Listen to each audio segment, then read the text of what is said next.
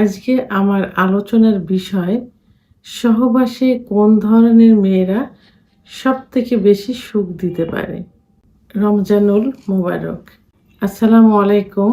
আমি প্রভাষক doctor Rikta Parveen, homeopathy এবং আয়ুর্বেদিক চিকিৎসক।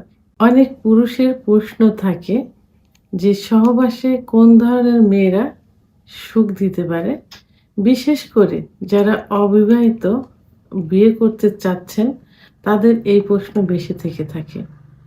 আবার যারা সংসার জীবনে আছে বাট সুখী হোক আর অসুখী হোক তারা স্যাটিসফাই না, এ ধরনের পুরুষরাও কিন্তু অনেক সময় প্রশ্ন করে যে সংসার জীবনে সুখী হতে পারলাম না, আসলে কোন ধরনের মেয়ে বিয়ে করলে সুখী হতে পারতাম।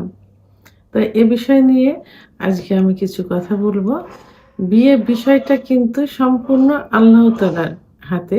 আল্লাহ যেখানে বিয়ে লিখে রাখছেন সেখানে বিয়ে হবেই। তো তারপরেও মানুষের কিছু চাহিদা থাকে, চাওয়া পাওয়া থাকে।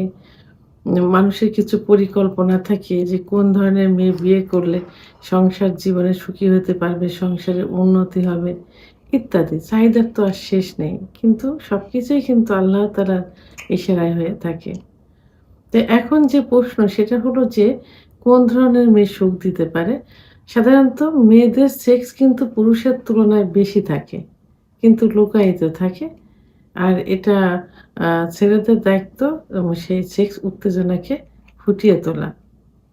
তো এখানে আহ, কিছু মেয়ে আছে যাদের সেক্স তাদের দেখলেই তাদের সেক্সি মনে হয়।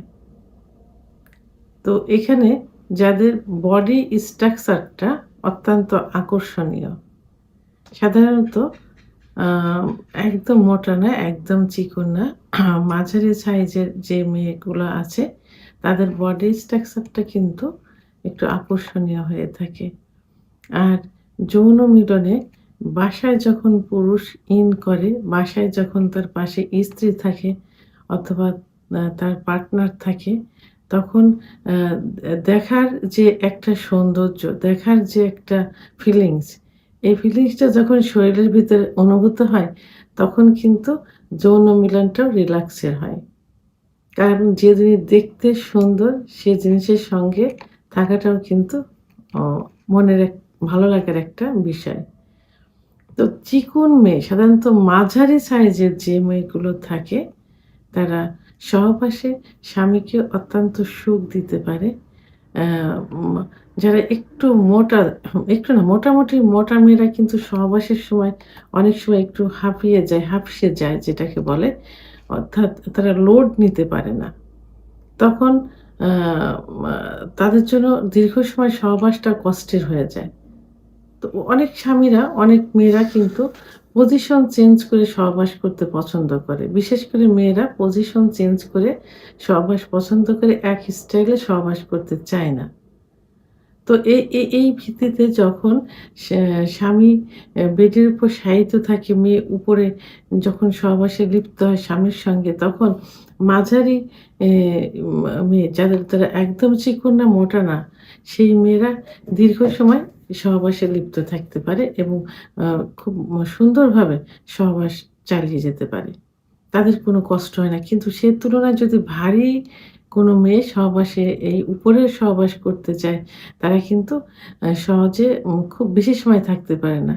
তাদের কষ্ট হয় অনেক। যার কারণে তাদের দ্রুত বীর্যপাত হয়ে যায়। আবার ফোরপ্লে এম যখন করে সহবাস আসার সময় পুরুষ সাধারণত ফোরপ্লে করে। সেক্ষেত্রে মহিলারাও কিন্তু তার স্বামীকে ফোরপ্লে করে। এই ফোরপ্লের পারফরম্যান্সটা কিন্তু মাঝারি সাইজের মেয়েরা সবথেকে বেশি ভালো পারে। কারণ তারা ইজি ভাবে মুভমেন্ট করতে পারে। তো এজন্য ওই যখন ফোরপ্লে হয় স্বামী স্ত্রীকে উত্তেজিত করবে, স্ত্রী স্বামীকে উত্তেজিত করবে, তাহলে কিন্তু ফুল একটা ফিলিং সহবাসে পাওয়া যায়।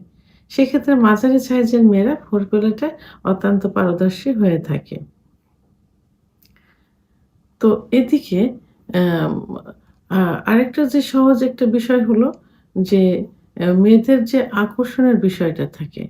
মাঝারি সাইজের মেয়েদের ব্রেস্টের যে সাইজটা থাকে, এই সাইজটা কিন্তু একদম বড় হয় না, একদম ছোট হয় না, মাঝারি সাইজ থাকে।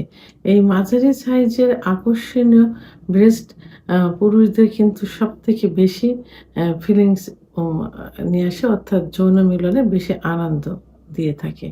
তো এসব দিক থেকে বিচার বিশ্লেষণ করে আকর্ষণীয় দিক থেকে, সহবাসের দিক থেকে, ফোরপ্লের দিক থেকে, সব দিক থেকে যেটা সহজে পরিপূর্ণ সুখ দিতে পারে, সেক্ষেত্রে মাঝারি ধরনের সাইজের ধরনের মেয়েরা সবথেকে সহবাসে সুখ দিতে পারে।